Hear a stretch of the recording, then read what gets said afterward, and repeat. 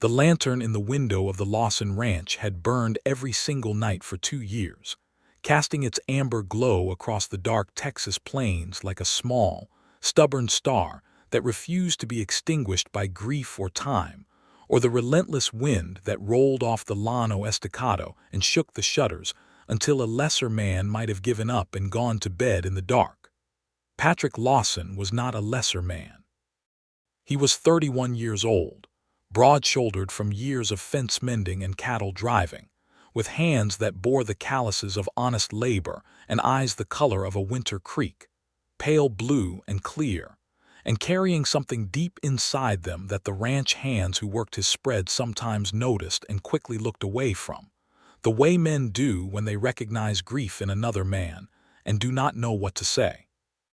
He had built the Crescent Sea Ranch from raw land 8 years ago, back in 1879, when the Texas Panhandle was still a place where the Comanche had only recently been pushed from their ancestral grounds in what the newspapers called progress and what Patrick, in his more honest moments alone on the porch, recognized was something darker and less clean than that word suggested. He had put every dollar he owned into that land, every ounce of his strength into the house, the barn, the miles of fencing that defined his boundaries, and every dream he had ever carried in his chest into the future he believed was coming. That future had a name: Georgia Dalton. He had met her in Amarillo in the spring of 1884, when the town was still rough-edged and loud and full of cattlemen and railroad men, and all the commerce that followed the end of the open-range era. She had been standing outside the dry goods store on Main Street with a bolt of blue calico under her arm, and she had been arguing with the store owner, a squat, red-faced man named Hendricks, who was telling her that the price had gone up and there was nothing to be done about it. Georgia Dalton had looked at Hendricks with those dark brown eyes of hers and told him in a voice that was perfectly level and perfectly firm that she had walked 4 miles to get to his store, and she had the exact amount they had agreed upon last month, and she intended to leave with the calico. And if he had a problem with that arrangement, he could take it up with her father, who happened to be the circuit judge. Hendricks had taken the money and gone back inside, and Patrick, who had been watching from across the street with his hat in his hands, had laughed out loud for the first time in what felt like months. She had turned at the sound and looked at him, and he had not found anything clever to say. He had simply stood there with his hat hanging from his fingers and the Texas sun beating down on his dark hair and said, "That was something." She had looked at him for a long moment, measuring him in that way she had, with her head tilted slightly and her eyes serious, and then she had said, "Hendricks adds a penny to everything he sells to women who come in alone. He thinks we do not notice. But we notice." "I believe you," Patrick had said, and he had walked across the street and introduced himself, and by the time they had talked for 20 minutes, standing on the boardwalk with the dust of Amarillo eddying around their boots, he had known with the absolute and irrational certainty of a man who has never felt that particular thing before that he was going to love this woman for the rest of his life. Georgia was 24 that year. She had grown up in the Texas Panhandle, the daughter of Judge William Dalton, a man of strong opinions and stronger whiskey, who had brought his family west from Georgia the state when his daughter was 6 years old, which was why she had the name she did. She had 2 older brothers, both of them gone now, one to California and one to a fever that took him in the winter of 1882, and she had grown up reading every book her father owned and learning to ride before she could properly walk, and developing that quality that Patrick came to think of as her central quality, the refusal to be anything less than exactly who she was. They had courted through the spring and summer of 1884. He had ridden into Amarillo every Sunday, 16 miles each way, and he had sat on the porch of the Dalton house with her father's watchful eye through the parlor window, and they had talked about everything, about books and cattle prices, and the changes coming to the territory, and the way the sky looked before a thunderstorm, and the things they each wanted from their lives. He had told her about the ranch, about his plans for it, about the breeding program he wanted to establish for cattle that could survive the harsh Texas winters, and she had listened with genuine interest and asked questions that showed she understood the land and its demands. By August, he had asked her to marry him. Judge Dalton had not been opposed exactly. He had sat across from Patrick in the parlor, with the ceiling fan turning slowly overhead and a glass of bourbon on the table between them, and he had said, "My daughter is not a woman who will be content to stay in the house and wait for you to come in from the fields. You should know that going in." "I know it," Patrick had said. "I'm counting on it." The judge had nodded slowly, the way men do when they are deciding whether to trust something. "She deserves a man who means that when he says it and not just when it suits him." "Yes, sir," Patrick had said, "she does." They were to be married in October of 1884. The date was set, the invitation sent, Georgia's dress finished by a seamstress in Amarillo who had brought the pattern all the way from St. Louis. Patrick had ridden home from town on the Thursday before the wedding with a feeling in his chest that was so large and so warm he could not contain it, kept grinning to himself in the dark like a fool, and he had gone to sleep that night thinking about how the light from the lantern looked in her eyes when they sat on the porch in the evening. Then came the letter. It arrived on a Friday morning, brought out to the ranch by a boy on a pony from the Amarillo post office, and it was from Georgia's brother James in California. Judge William Dalton had suffered a stroke. He was alive, but barely, and James wrote that someone needed to come and that he could not leave his business in San Francisco and that Georgia was needed. Patrick had ridden to town that same afternoon. He had found Georgia already packing, already 3 steps ahead of any discussion, already in that mode she had where her efficiency was so complete it could look, to the uninformed observer, like coldness. But Patrick knew her well enough to see the fear behind the efficiency, the way her hands moved faster than they needed to, the way she folded a skirt and set it in the trunk without really looking at what she was doing. "Have to go," she had said without turning around. "I know," he had said. "I do not know how long it will take. Father may recover, he may not." She had turned then and her eyes were bright and held. "I cannot ask you to wait." He had crossed the room in 4 steps and taken her face in both his hands, and he had looked at her the way he had been looking at her all summer, like she was the most important thing the world had ever managed to produce. "Georgia Dalton," he had said, "I will be at the ranch. The light will be on. You come back when you can come back, and I will be there." She had pressed her hands over his and held them against her cheeks. "Patrick, that is not fair to you." "I am not asking for fair. I am asking you to know that I am waiting." She had kissed him then, with her father's books on the shelf behind her and the afternoon light falling through the parlor window, and it was the kind of kiss that a person carries with them through every kind of darkness, the kind that means something absolute and cannot be unsaid. She had left the next morning on the westbound stage, and Patrick had stood in the street and watched it roll away until the dust settled, and there was nothing left to watch. He had gone home and lit the lantern in the window. The first year was the hardest. He threw himself into the ranch work with a ferocity that his foreman, a weathered old Mexican vaquero named Esteban Vega, who had been working cattle since before Patrick was born, recognized as grief wearing the clothes of industry. Esteban had seen it before, in men who had lost wives to fever or children to the land's various cruelties, and he understood that the best medicine was work and time, and being left alone to feel what you felt without having someone forever trying to talk you out of it. The letters came sporadically. The California mail was unreliable, and sometimes 2 would arrive in the same week and then nothing for 6 weeks. And Patrick read every one of them so many times the pages softened and the folds wore through. Georgia wrote about her father, about the slow, terrible progress of his recovery, about the house in San Francisco where she was staying with a distant cousin of her mother's, who was a kind woman named Mrs. Adler, about the foggy mornings that were so different from the dry blaze of a Texas morning, about how she missed the smell of red dirt after rain. She wrote about reading and about the people she met, and about a job she had taken as a bookkeeper for a shipping firm because she could not bear to sit idle and it helped with the expenses. She wrote always that she was coming back, that she had not forgotten, that the light mattered to her more than she could say. Patrick wrote back faithfully. He wrote about the cattle and the fence repairs and the new well he had dug in the south pasture, and he wrote about the books he read in the evenings, and the way the autumn sky looked when the storms came in from the north, and he wrote every single time that the light was on. In the spring of the second year, Judge Dalton died.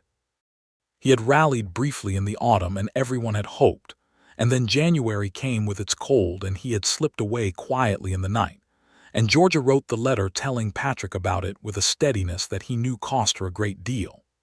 The judge had been a difficult man in some ways, opinionated and demanding and sometimes wrong in his certainty, but he had loved his daughter fiercely and she had loved him back, and his passing left a space in her life that nothing was going to fill quickly. Patrick had read that letter on the porch in the February cold, with the wind off the plains cutting through his coat, and he had sat there a long time with the paper in his hands. He had wanted very badly to get on his horse and ride west, all the way to California if he had to, and bring her home himself. But he did not know enough about her situation there, about the job and the obligations and the things he could not see from 1,600 miles away, and he trusted her. That was the thing about Georgia Dalton, the central thing that informed everything else. She was not a woman who needed to be rescued. She was a woman who made her own decisions and kept her own counsel, and the best thing he could do, the only thing that would honor what she was to keep his word and keep the light burning and let her find her own way back. Esteban had come around the corner of the barn that evening and found Patrick still on the porch with the letter, and the old vaquero had sat down on the step without being asked and without saying anything for a long time. Then he had said in his thoughtful and deliberate way, "The waiting is a kind of love too, you know. Not everyone understands that." "I know it," Patrick had said. "Some men would have gone after her. Some men would have given up and married the Miller girl over in Canyon. The Miller girl deserves a man who is actually interested in her," Patrick had said, and Esteban had made a sound that was the closest thing to a laugh the old man allowed himself. The Crescent Sea had grown during those 2 years.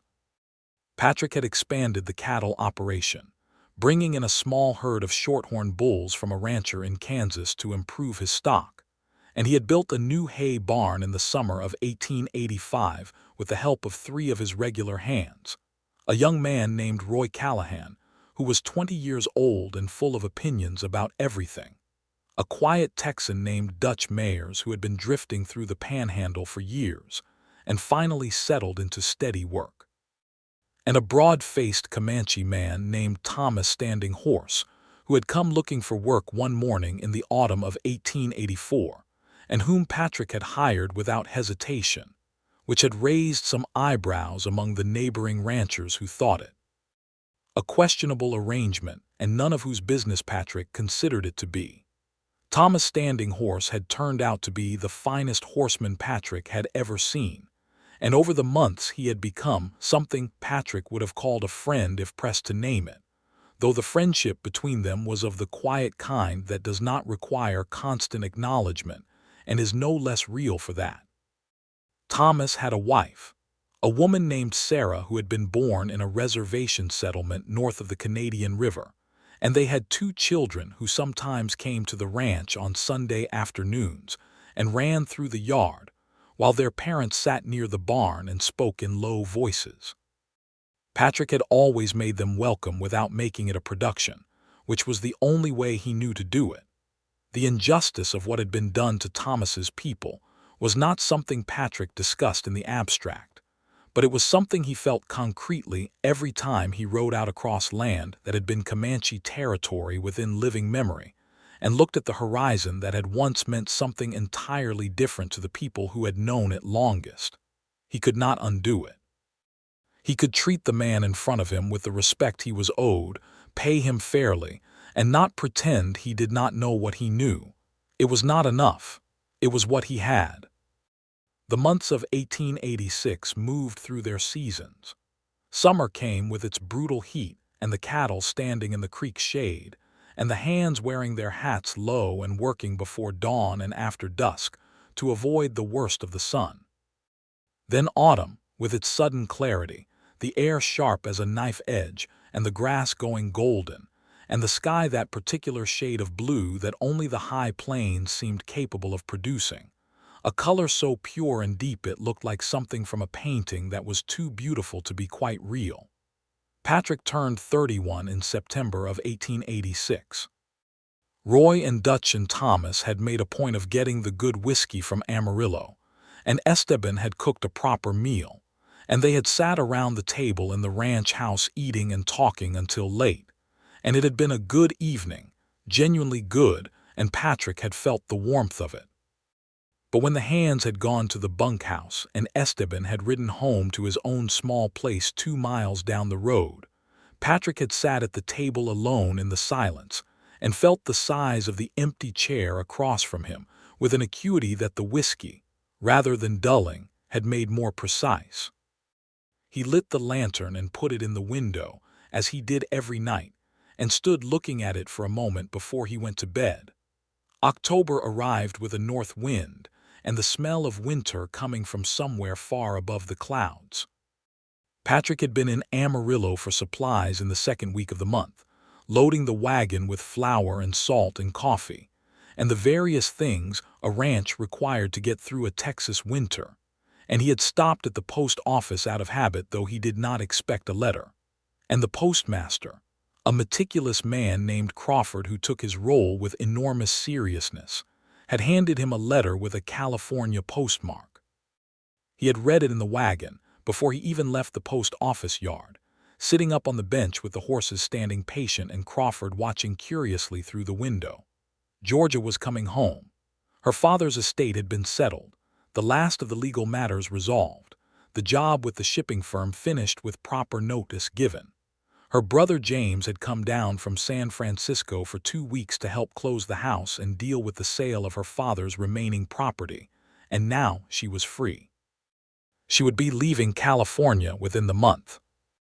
She expected to arrive in Amarillo by mid-November if the connections held, though the railroad west was notoriously unpredictable, and she was writing ahead to warn him not to hold the calendar too rigidly. She had written at the bottom of the letter, in her precise and careful hand, that she hoped the light was still on. Patrick had sat in that wagon for a long time. The horses shifted and blew through their noses, and Crawford had finally come to the door to ask if everything was all right, and Patrick had looked up at the old postmaster and said, "She's coming home," with a simplicity and an immediacy that required no further explanation because Crawford, who had been the postmaster in Amarillo for 11 years, and had watched Patrick Lawson ride in from the Crescent Sea every week or two for 2 straight years to check for letters, understood immediately what those words meant. He rode home faster than was entirely necessary and told Esteban, who received the news with a grave nod, and then quietly went to inspect the house for what needed doing before a woman moved into it, which turned out to be a considerable list. The next 3 weeks were a particular kind of anticipation that Patrick had never experienced before, a compound of joy and anxiety and impatience, and a tenderness so acute it was almost painful. He found himself doing things he did not remember deciding to do, like repainting the porch railing and replacing the curtains in the front room, and buying a new rug for the parlor floor in Amarillo, all of which Esteban observed with the careful neutrality of a man who knows better than to comment. Roy Callahan, who had no such wisdom, said, "Boss, are we expecting a general or something?" Thomas Standing Horse, who was mending harness nearby, had caught Patrick's eye and very carefully looked back down at his work. The date Georgia had estimated for her arrival came and went with no sign of her and no telegram. The railroad west of Albuquerque had suffered a mudslide that delayed everything by 4 days, and a second letter arrived telling him this, which he only received after the first estimated arrival date had already passed, which was the nature of Western communication, and a thing he simply had to accept. He lit the lantern every night without fail. Esteban had, on a cold evening in late October, sat on the porch with Patrick and said, in the way he had of addressing things sidelong rather than directly, "I have been thinking about a man I knew once, years ago, down on the Nooses." His wife went to visit her sister in Corpus Christi and was gone for 3 months, and he worried himself sick that entire time. When she came back, he realized he had been so busy worrying that he had not spent any of those 3 months being glad about what was coming. Patrick had looked at him for a moment. "I am glad," he said. "Good," Esteban said, and knocked the ash from his pipe.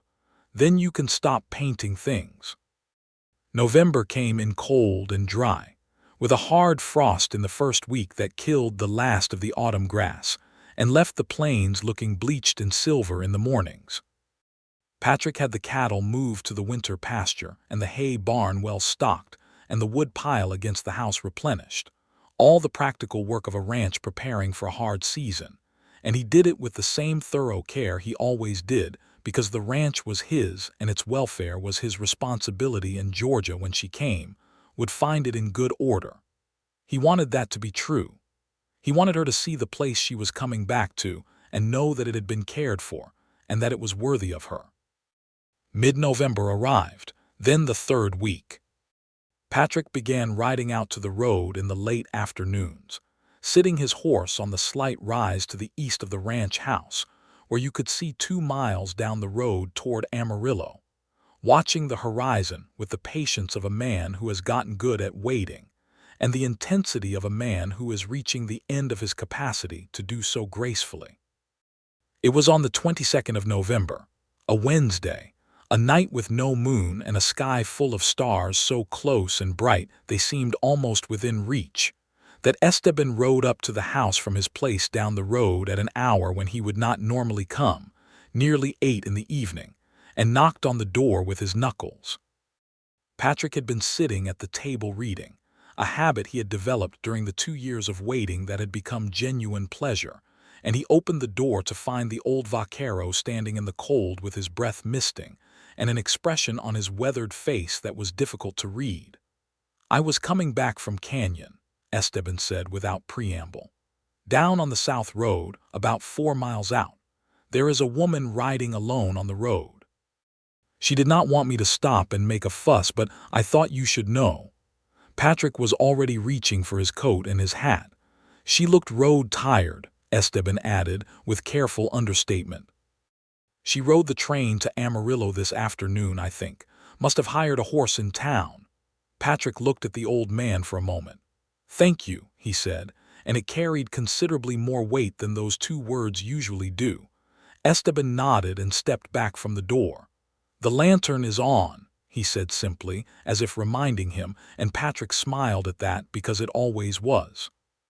He saddled his horse in less time than he ever had before, his fingers clumsy with the cold and the excitement that he was working to contain, because there was a practical task in front of him, and he needed to do it right. The horse, a big steady roan named Cedar, felt his rider's tension and moved with an extra liveliness that Patrick steadied with his voice and his hands. He rode east on the south road through the November dark, with the stars overhead and the wind low and cold across the flat land, and the crescent sea's lantern burning amber and steady in the window behind him. He had gone perhaps 2 miles when he saw her. She was on a horse he did not recognize, a hired animal from town clearly, a plain brown mare who was picking her way along the road with the careful step of a horse that had already put in more miles that day than she cared for. Georgia sat the horse with her back straight despite what must have been an exhausting day of travel, her dark wool coat buttoned to the throat and her hat pulled low against the wind, and she was looking ahead, looking down the road, looking at the light burning in the distance, and she did not see him coming toward her until he was 20 yards away. He pulled Cedar to a stop. She pulled her mare to a stop. For a moment they simply looked at each other across that 20 yards of dark Texas road with the stars above them and the cold wind between them and 2 years of letters and distance, and keeping the light burning and riding toward it all compressed into a single second of recognition, so complete it made the whole chest ache. "Patrick," she said. It was the same voice. Exactly the same, low and clear and steady, with that quality in it that he had tried to describe to himself during the 2 years and never quite captured, the quality of a woman who has looked at the world clearly and has not been diminished by what she saw. "Georgia," he said. He swung down from Cedar and she was dismounting before he reached her, because she was not a woman who waited to be helped down from a horse. And then they were standing on the road in the cold dark, and he was looking at her face in the starlight and she was looking at him. And then he closed the remaining distance and took her hands in his and held them against his chest, and she leaned her forehead against his and closed her eyes. "You kept the light on," she said quietly. "Every night," he said. "I rode toward it," she said. "When I came over the last rise and saw it out there, the whole plain dark and that one light, I knew exactly where I was."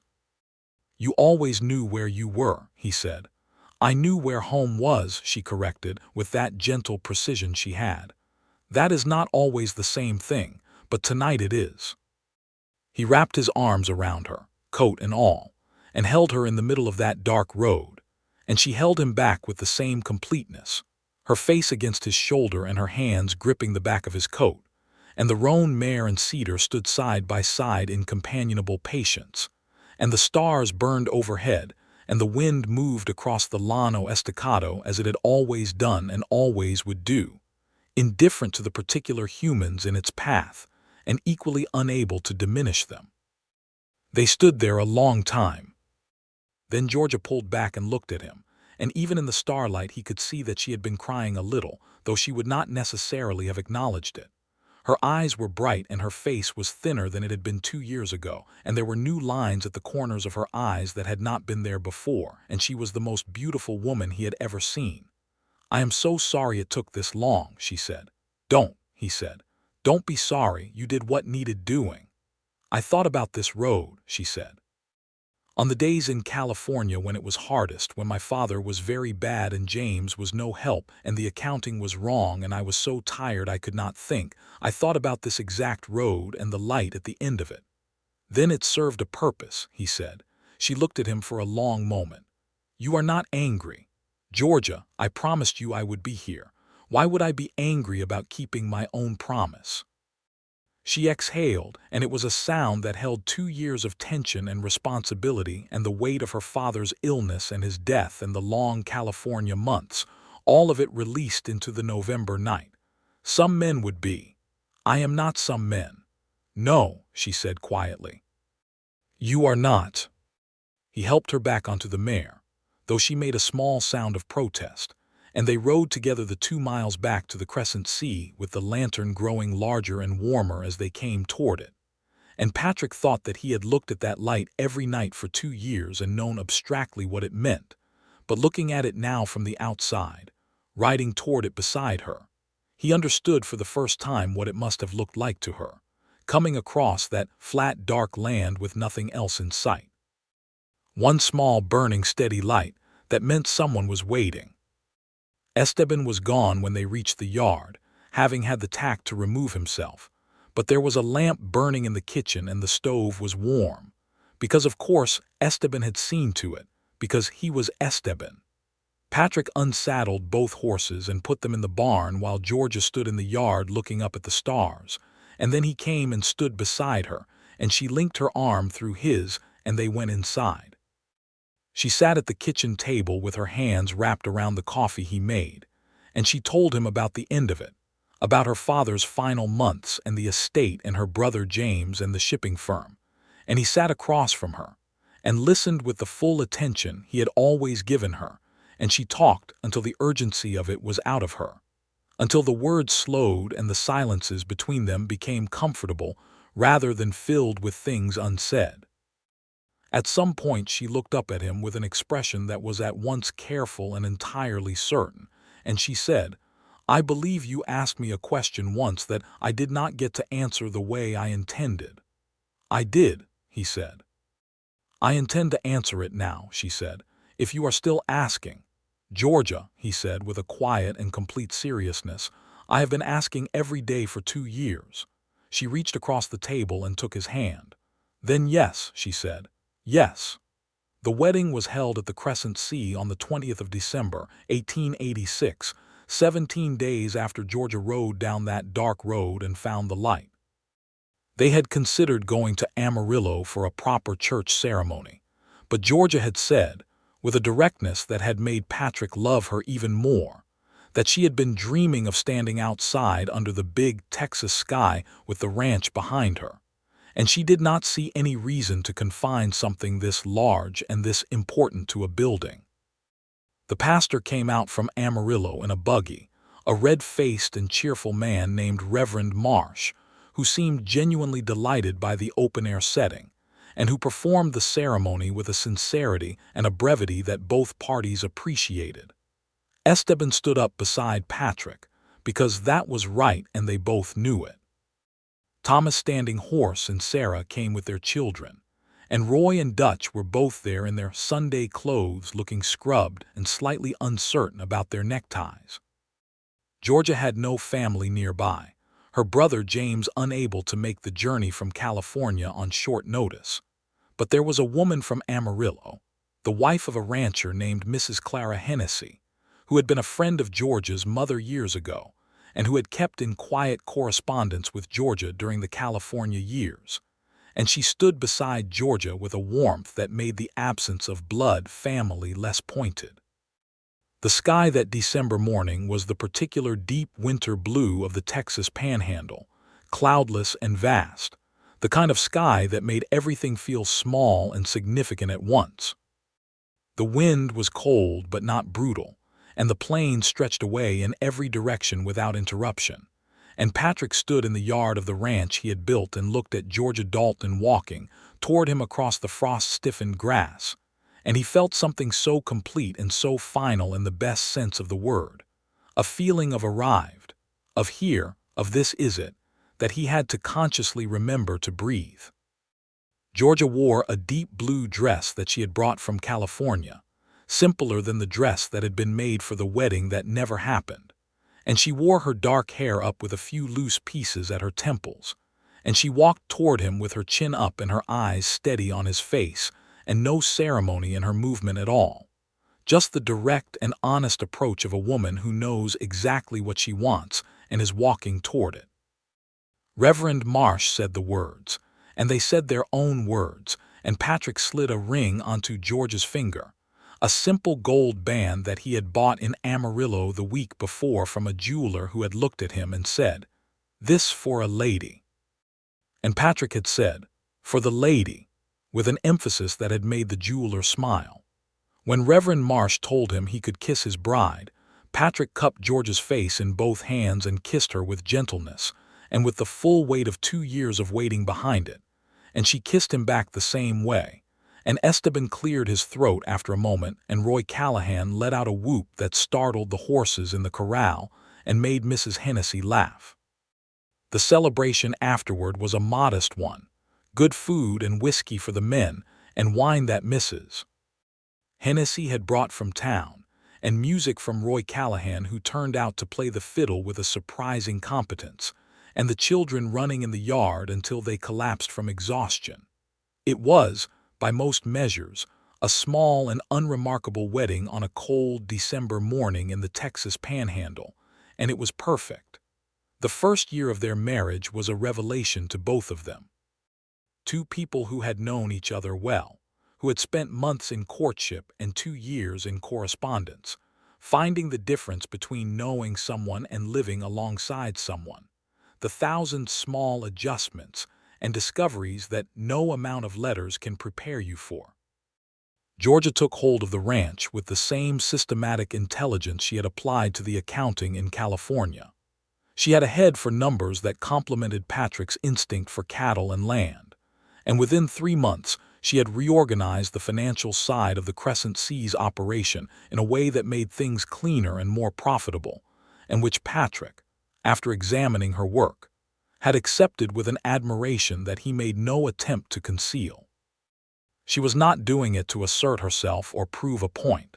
She was doing it because it needed doing and she was capable of doing it, and to her that was the complete and sufficient reason. She got on well with Esteban from the first day, which Patrick had expected, because they were both people who preferred plain speech and honest dealing and had little patience for the alternative. She was careful with Thomas standing horse and Sarah in a way that reflected her awareness of the history behind their situation without making it awkward, which was a difficult balance, and she found it naturally. She won Roy Callahan over completely within 2 weeks by reading one of his opinions about cattle breeding carefully, and then telling him the 2 places where she agreed with him, and the 1 place where she thought he was wrong and why, which no one had apparently ever done before. And Roy had looked at her with the particular stunned respect of a young man who has just encountered a mind sharper than his own operating on his specific subject. Dutch Mayers, who was not given to opinions about much of anything, simply noted to Patrick one afternoon that the boss's wife was good people, and Patrick said that she was, and Dutch went back to work, and that was that. Patrick watched Georgia move into the life of the ranch, the way a river moves into a new channel, finding all the places that had been dry and filling them without force. He had not understood until she arrived how much of the life he had built here had been half a life, complete enough to function, adequate to the daily requirements, but missing the dimension that she gave it. Not that he had been incomplete as a person, or that a man required a woman to be whole. He believed no such thing. But this specific woman and this specific man had been made, it seemed to him, to run alongside each other, and the parallel existence was better than the single line by a factor he could not calculate. She read to him in the evenings. She had always been a reader, and she had brought her books from California and acquired more in Amarillo, and she had the habit of reading aloud passages that interested her, not performing them but simply sharing them the way you might pass someone a piece of bread because you thought they would like it. He listened and sometimes commented and sometimes asked her to read the passage again, and she always did, and the evenings in the ranch house with the lantern on the table between them became something he looked forward to all day. There were difficulties, as there always are. A harsh winter in 1887 killed 8% of their cattle, in a storm that came in February with no warning and temperatures that drove straight through everything. Patrick had been out in it with his hands for 24 hours before Georgia had finally appeared at the barn door in her coat and boots, and told him he needed to sleep for 4 hours, or he was going to make a mistake that cost them more than the storm already had. And he had been about to argue and had looked at her face, and understood that she was correct, and had gone inside and slept 4 hours and come back out better for it. There were disputes with a neighbor, a large-scale rancher named Hartwell who ran 5,000 head east of the Crescent Sea, and who had a habit of letting his fence line drift west in convenient ways. Patrick had handled the first incident directly, and the second with Esteban as witness, and the third by having Georgia write the letter, because her letters had a legal precision to them that Judge Dalton's daughter had absorbed without quite realizing it. And after that letter Hartwell had fixed his fences and kept them fixed. In the spring of 1888, Georgia told Patrick she was expecting a child. He was in the barn when she found him, mending a saddle with an awl and a length of leather cord, and she had come in and stood in the shaft of morning light from the open door, and she had said, "I need to tell you something," in a voice that told him nothing about whether the thing was good or bad, and he had set down the awl and given her his full attention, and she had told him. He had stood up and gone to her, and she had watched his face the whole way across the barn floor, reading him, and what she found there must have been exactly what she wanted to find because she exhaled slowly and smiled, a real smile, not the controlled one she used for ordinary happiness, but the one that moved all the way up into her eyes and changed the whole weather of her face. "Boy or girl," he said, "it doesn't matter to me at all." "I know it doesn't," she said. "That is one of the many things I love about you." Esteban, when told, had removed his hat and held it against his chest in silence for a moment, and then replaced it and said, "Good. The Crescent Sea needs children in it." Thomas Standing Horse had shaken Patrick's hand with a serious warmth. Roy Callahan had said he reckoned he should fix the hole in the yard fence before there were small people running around, and he went and fixed it that same afternoon. The summer of 1888 was a good summer, warm but not vicious, with enough rain to keep the grass up and the creek running. Georgia moved through her pregnancy with the same practical competence she brought to everything, doing less of the physical work and more of the bookkeeping and correspondence, sitting on the porch in the evenings with her chair angled to catch the breeze, reading and talking with Patrick, and watching the sunset change colors over the flat western horizon. They talked about everything during those evenings, about the ranch and its future, about what they wanted for the child, about the changes coming to the territory, about the statehood question that was gathering momentum, and what it would mean when Texas was more firmly knit into the Eastern order of things. Georgia had opinions about all of it, formed and argued with her usual clarity, and Patrick had opinions too, and they disagreed sometimes and agreed sometimes, and the conversations were always worth having. She had told him, once, late in the summer when the dark came early and the lamp was low and they were both quiet and easy, that she thought about the 2 years in California differently now than she had at the time. "When I was there," she said, "it felt like a detour. Like time taken out of my real life, but I think it was part of my real life. I think I needed to know I could do difficult things alone." "You already knew that," Patrick said. "I knew it in theory," she said. "California years proved it in practice. There is a difference." "And now," he said. She had looked at him in the lamplight, with her hands resting on the curve of her pregnancy and the night sounds of the ranch coming in through the open window. "Now I am here," she said, "and I am choosing to be here, not because I have no other option, not because I cannot manage alone, but because this is where I want to be, with you on this land. That is a different kind of staying than staying because you cannot leave." He had not said anything for a moment because it was one of those things she said that needed space around it. Then he had said, "I know you could leave. I have always known it. That has always been part of what makes you being here mean something." She had looked at him for a long time. "Yes," she said quietly, "you have always understood that. It is possibly the thing about you I love most." Their son was born in the first week of November 1888, delivered by a capable midwife named Mrs. Burroughs, who came out from Amarillo with her bag of instruments and her 20 years of experience, and who handled the whole business with a calm competence that Georgia appreciated enormously. Patrick had been sent to the yard, as was the custom, and had spent 4 of the longest hours of his life sitting on the porch steps, alternating between staring at the horizon and having short, distracted conversations with Esteban, who had appeared unbidden and sat with him the way he had sat with him 2 years ago, waiting for letters, simply present, not filling the space with unnecessary words. When Mrs. Burroughs came to the door and said, "You have a son, Mr. Lawson, and your wife is well," Patrick had stood up from the porch steps and had been required to sit back down again for a moment before he could trust his legs. They named him William for George's father, Will Lawson. He was a large and loud and opinionated baby from his very first hours, which struck everyone who knew his mother as entirely appropriate. The ranch found a new rhythm with Will in it. Georgia nursed and tended him with a love that was fierce and practical in equal measure, and she did not stop reading or thinking or managing the books.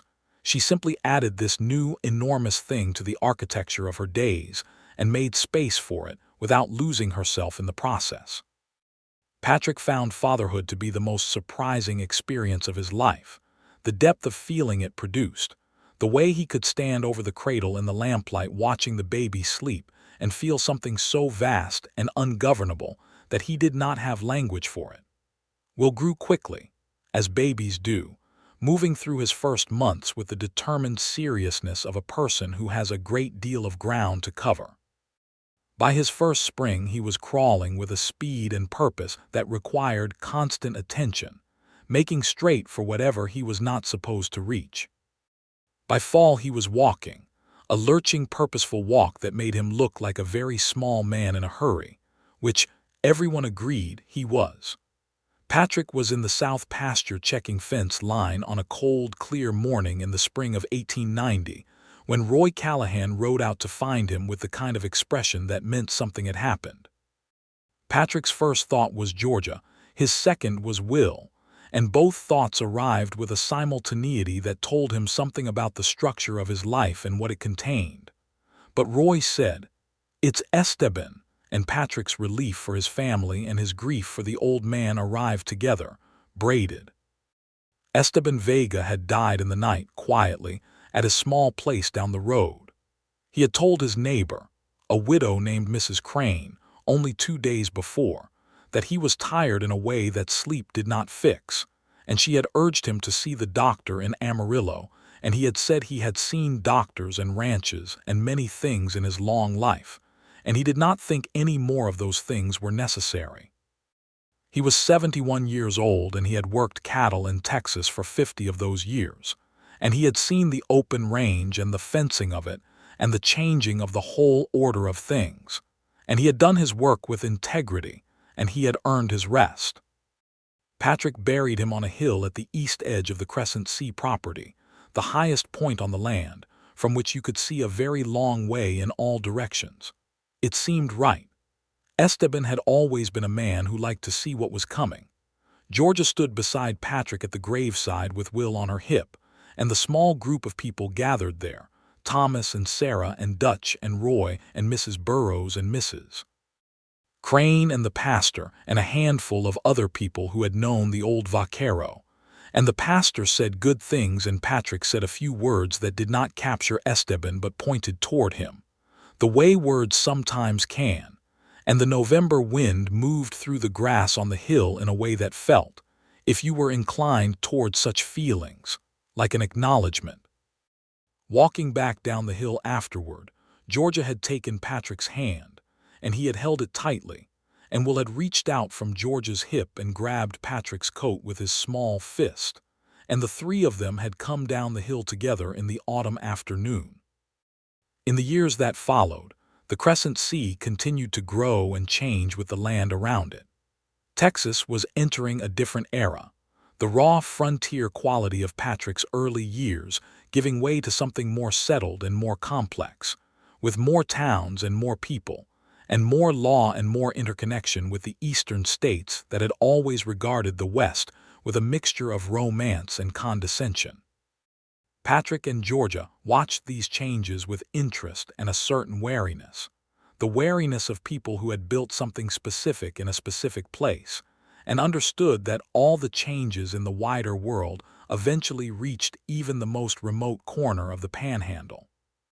Thomas Standing Horse and Sarah left the Crescent Sea in 1891, not through any rupture, but because Thomas had the opportunity to manage a small ranch of his own, a parcel of land near the Canadian River that a Quaker organization was selling at a fair price, as part of a program intended to support Comanche families in establishing their own land holdings. It was not sufficient restitution for what had been taken, and they all knew it, but it was something real, and Thomas took it with his eyes open and his plans already formed. Patrick helped him with the first year's stock, selling him a good breeding bull at a price that was more friendship than business, and Georgia organized a farewell gathering at the ranch that Sarah cried at, and that Thomas did not cry at, though his eyes were bright for most of the afternoon. Their parting was warm and genuine, and they stayed in correspondence afterward, the two families, with news of cattle and children and the various developments of life on the Panhandle. Roy Callahan got married in 1891 to a schoolteacher from Canyon named Emma Bright, who was small and dark-haired and so direct in her manner that Georgia said she was the only woman in the county who might be able to keep up with Roy's opinions, and she was correct. They came to dinner at the Crescent Sea monthly, and the evenings were always loud and argumentative and good. Dutch Mayers drifted onward eventually, as he always had, heading north into Colorado with the vague intention of trying his luck in a different country. He shook Patrick's hand on the morning he left and said, "Good outfit, Mr. Lawson. Good people," which from Dutch was an oration. The Crescent Sea hired new hands as the ranch grew, younger men mostly, some good and some who did not last, and Patrick and Georgia managed the operation with the rhythm of two people who have been working together long enough to know each other's instincts and trust them. The ranch prospered. Not extravagantly, not by the standards of the large cattle barons who ran tens of thousands of head across the Panhandle, but honestly and sustainably, which was the kind of prospering that Patrick had always believed in. Georgia continued to read and to think and to occasionally write, short pieces that she sent to the Amarillo newspaper under the initials GL, about various matters relating to the territory, land use and water rights and the education question, pieces that the editor ran because they were well argued, and because they generated responses, both positive and indignant, which was good for circulation. Patrick read every one of them and was proud of every one of them and told her so, which she accepted with the same directness with which she accepted everything. Will grew into a boy of strong personality and considerable curiosity, with his mother's eyes and his father's determination, and a combination of both parents' opinions about everything. He was learning to ride at 4 and reading at 5. Not unusual for a child with Georgia Dalton's blood and Georgia Dalton's bookshelf, and he had a particular affinity for horses that delighted Patrick, and a particular fascination with arithmetic that delighted Georgia, and a general quality of paying close attention to the world around him that delighted both of them. Georgia told Patrick in the autumn of 1892 that they were expecting again. This time the news came in the kitchen, over the breakfast table, with Will eating his oatmeal with great concentration at the other end, and Patrick had reached across and taken her hand and held it, and they had looked at each other with the ease of people who have been through this before and know what it means and are glad. The second child was a girl, born in the late spring of 1893, whom they named Clara, for Mrs. Hennessy, who had stood beside Georgia at their wedding, and who had become, over the years, a genuine and important friend to Georgia in the way that a woman needs a friend who is not her husband and not her family. Clara Lawson arrived in the world with less noise than Will had, but with no less determination, dark-haired and serene and observant from the first days, watching the world with an attention that made Mrs. Burroughs, who had come back for the second delivery, say that this one was going to be trouble of the quiet kind, which was sometimes the most thorough kind.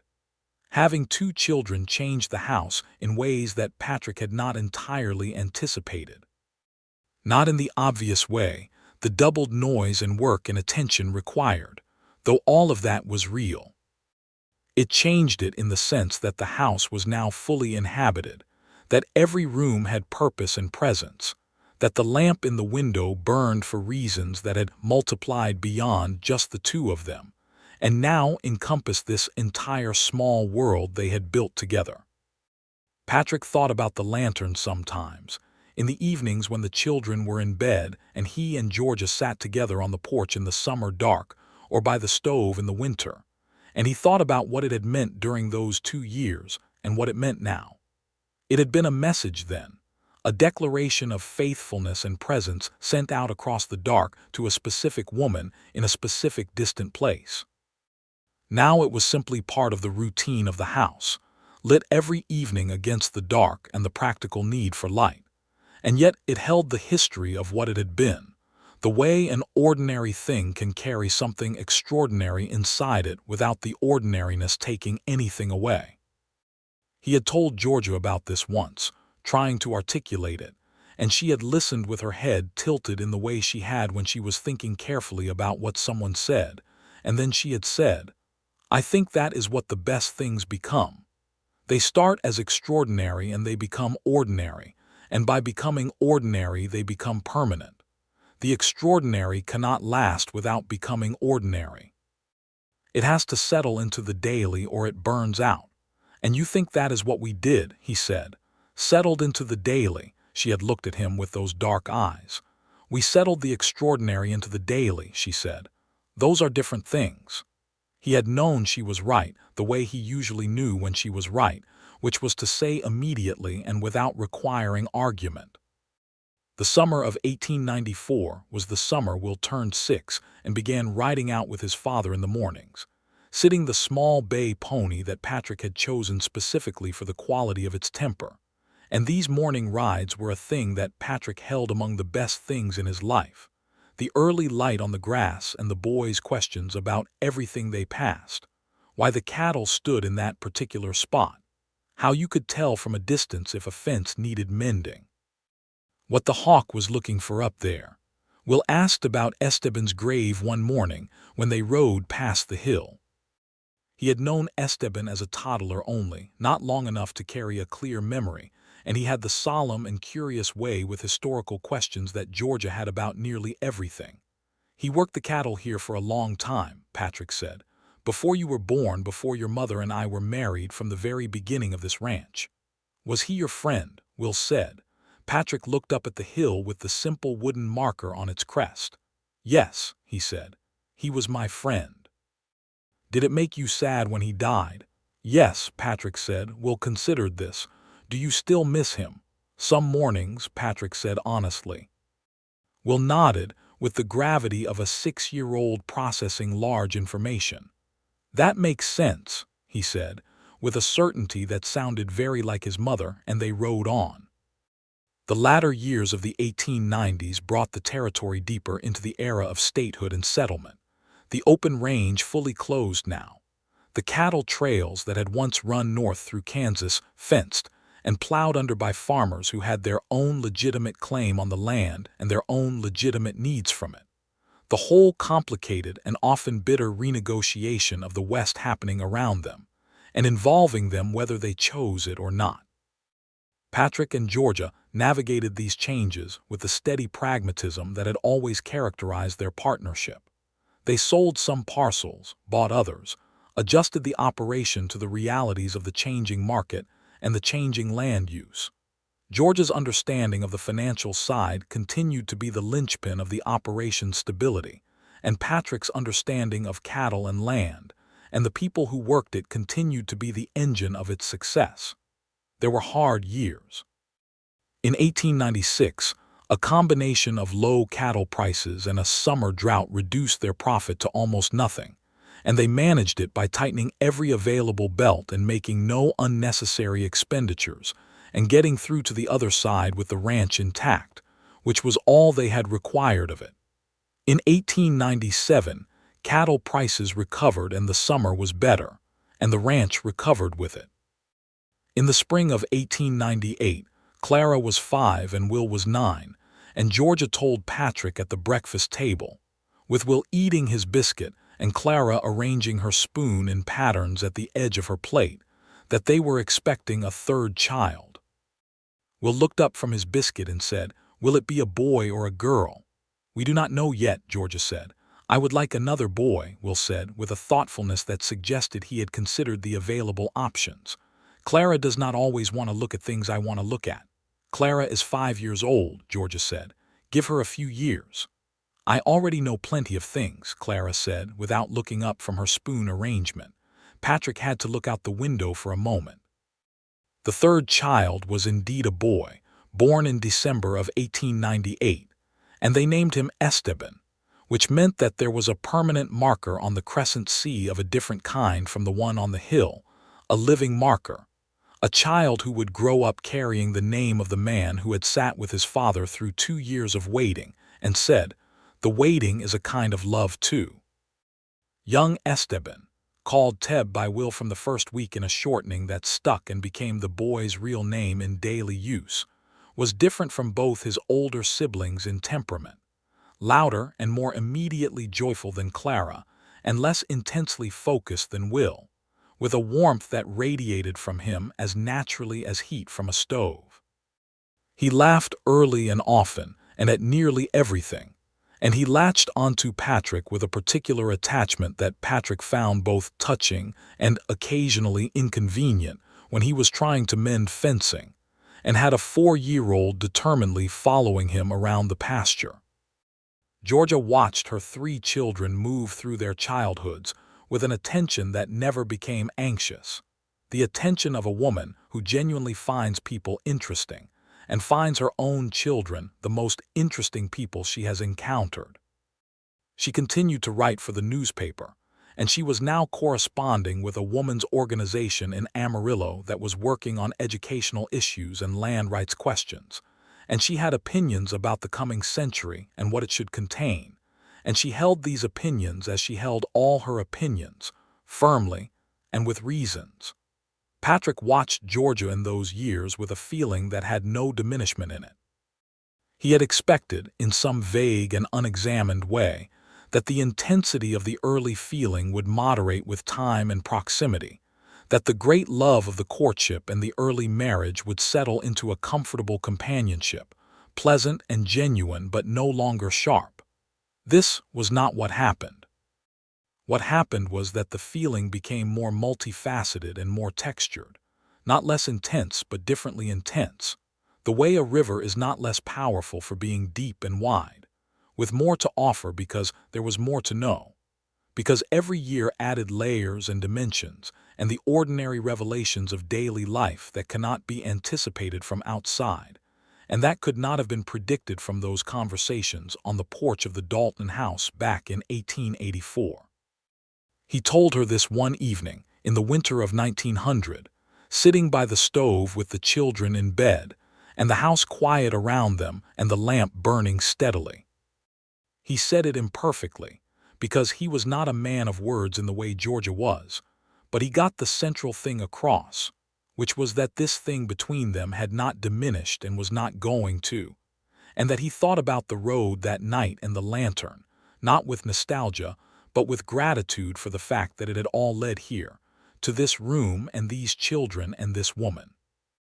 Georgia had looked at him across the stove with those dark eyes that were the same eyes he had seen arguing with Hendricks outside the dry goods store in 1884, the same eyes that had watched him from the dark road in November 1886, the same eyes that had held and been bright at their wedding and fierce above their newborn children and sharp and warm in every one of the thousands of evenings they had spent in this room together. "I kept thinking about something my father said to me," she said, "before he was sick when I first told him about you.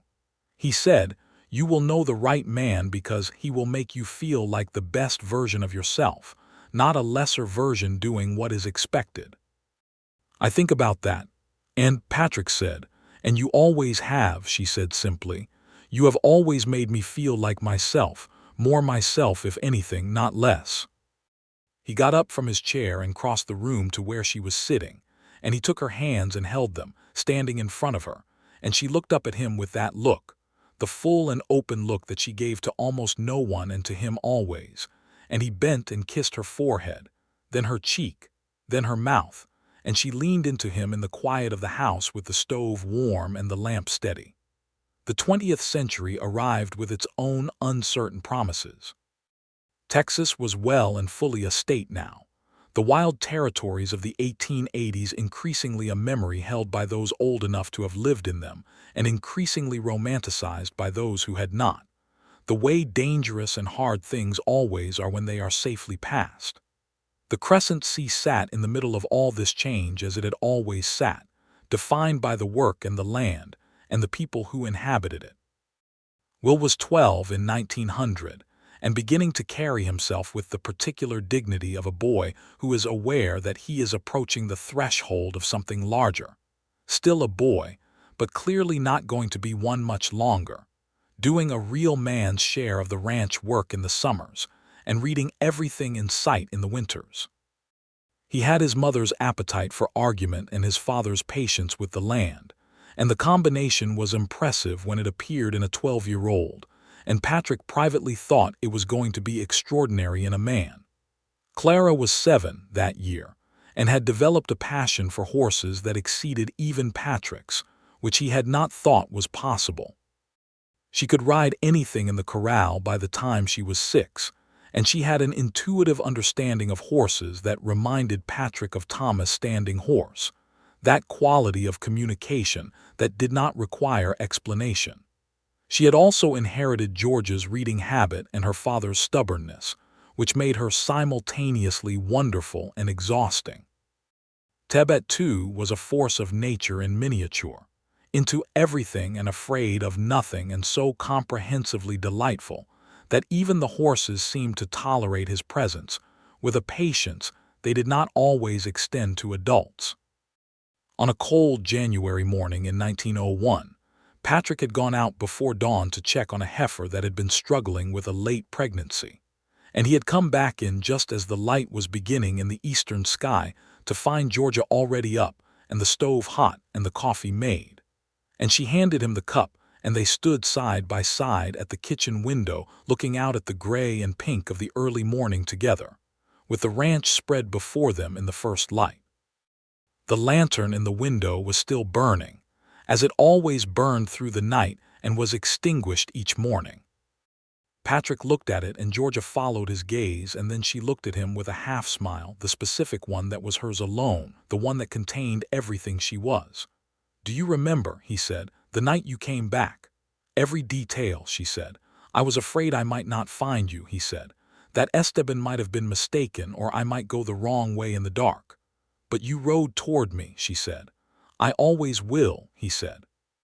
She set down her coffee and put her arm around him, and he put his arm around her, and they stood in the kitchen of the house they had built and looked out at the crescent sea in the early January light, at the barn and the corral and the winter-dry pasture stretching away to the horizon, at the grave on the hill that was visible even from here on clear days, at the land that was theirs in the way that a thing can be yours not because you conquered it, but because you committed to it and stayed with it and learned its difficult nature and loved it anyway. The heifer had dropped her calf in the night, Patrick told Georgia. Both were well. Georgia said she had known they would be. Outside, the morning light was coming up orange and gold over the flat eastern horizon, the way it did on the best winter mornings on the Texas Panhandle, and the lamp in the window burned its small amber steady light against the coming day, the way it always had, the way it always would. Their life on the Crescent Sea moved through the first years of the new century with the rhythm of people who have found their pace and their purpose, and are content to walk in it without apology. The ranch evolved as the world around it evolved, adapting to new realities while holding to the core of what it had always been, a working cattle operation on the Texas high plains run by two people who respected the land and each other, and the daily demands of honest work. Will took on more and more of the cattle management as he moved through his teenage years, developing into exactly the rancher Patrick had hoped he would become, capable and thoughtful, and with that quality of steadiness that distinguishes the good cattleman from the merely adequate one. By the time he was 16, he was making decisions about the herd independently and making them well, and Patrick had begun to think about what it would mean to hand the Crescent Sea forward, not immediately and not as an abdication, but as the natural continuation of the thing he had built. Clara had, by the time she was 12, established herself as the finest rider in the county by any objective measure, and had opinions about horses that she stated to anyone who would listen, and several who would have preferred not to.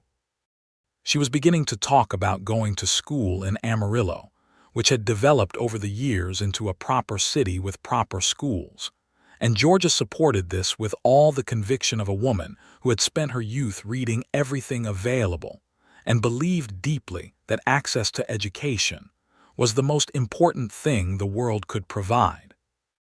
Teb, at 7, was still the orbit around which the younger energy of the household moved, perpetually in motion and perpetually cheerful and developing a gift for figures that Georgia recognized as matching her own, and that she was quietly cultivating with the same careful attention she brought to everything that mattered. In the winter of 1905, Georgia's brother James finally made the journey from San Francisco that he had always been about to make, and never quite managed. Arriving by train in Amarillo on a February afternoon, and coming out to the Crescent Sea in a hired buggy with a lot of luggage, and the somewhat shocked expression of a man who had expected the frontier, and found instead an established and functioning ranch with a well-ordered house, and 3 children who looked at him with polite interest, and a sister who was clearly completely at home in this environment he had always, he confessed, privately imagined as more primitive. James Dalton was 52 years old, a businessman who had done well for himself in San Francisco and had the settled quality of the financially secure, and he looked at his sister's life with an attention that was honest enough to be worth something. He had expected, Patrick thought, to find her diminished in some way, accommodated to something lesser, and instead he found a woman who was more fully herself than anyone he could remember meeting, sure in her ground and clear in her thinking, and unmistakably happy in the specific way that people are happy when their actual life matches the life they would have chosen. He stayed 2 weeks.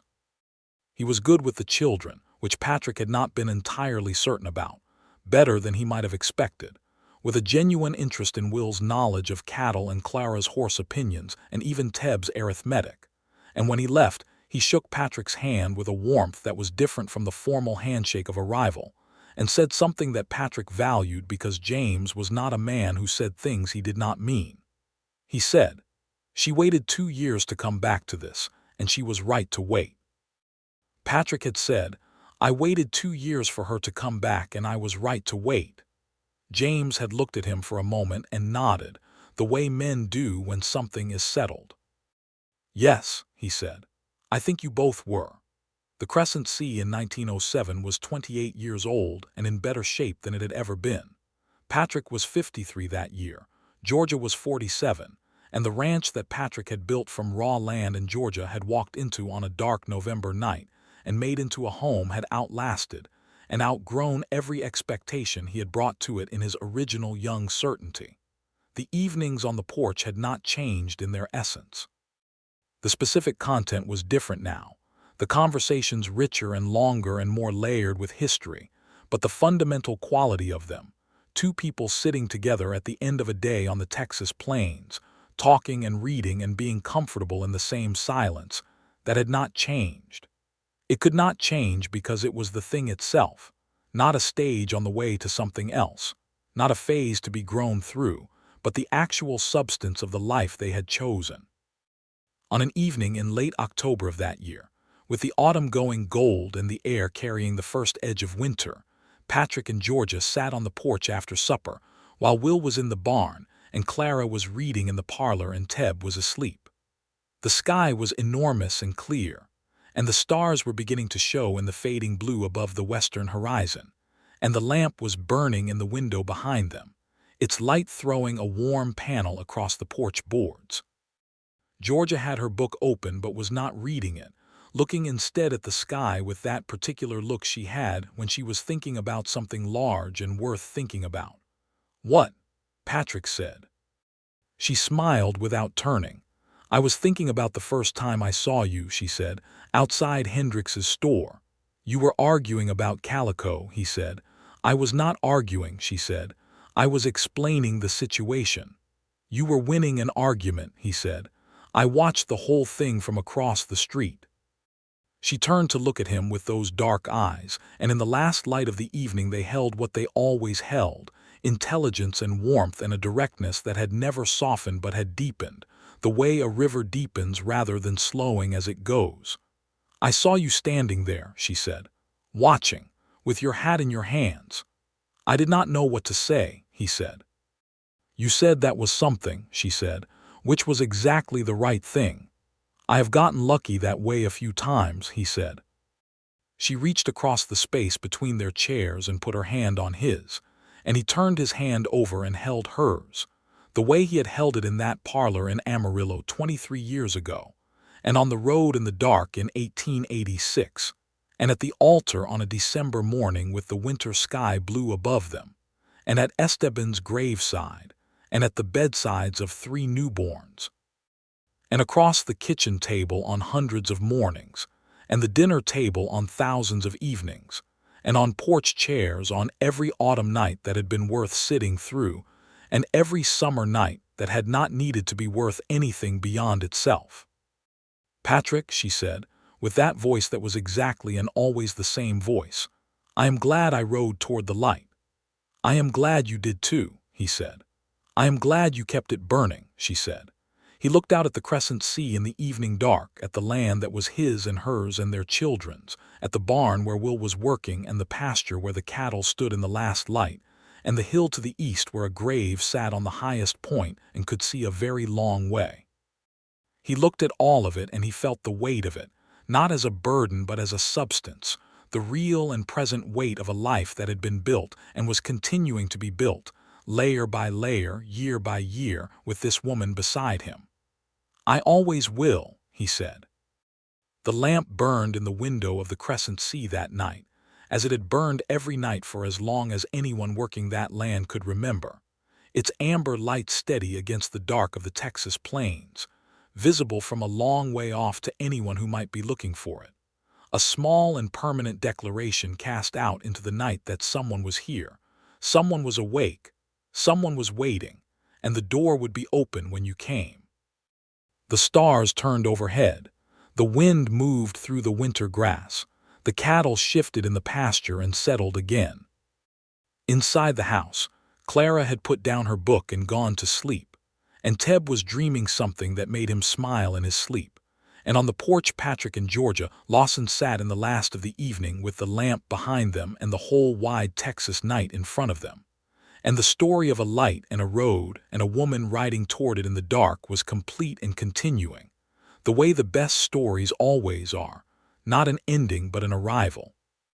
And every night from that night forward, the lamp burned in the window and the light went out across the dark Llano Estacado, and the ranch was home, and she was in it and he was there, and everything that had been waited for had been worth the waiting.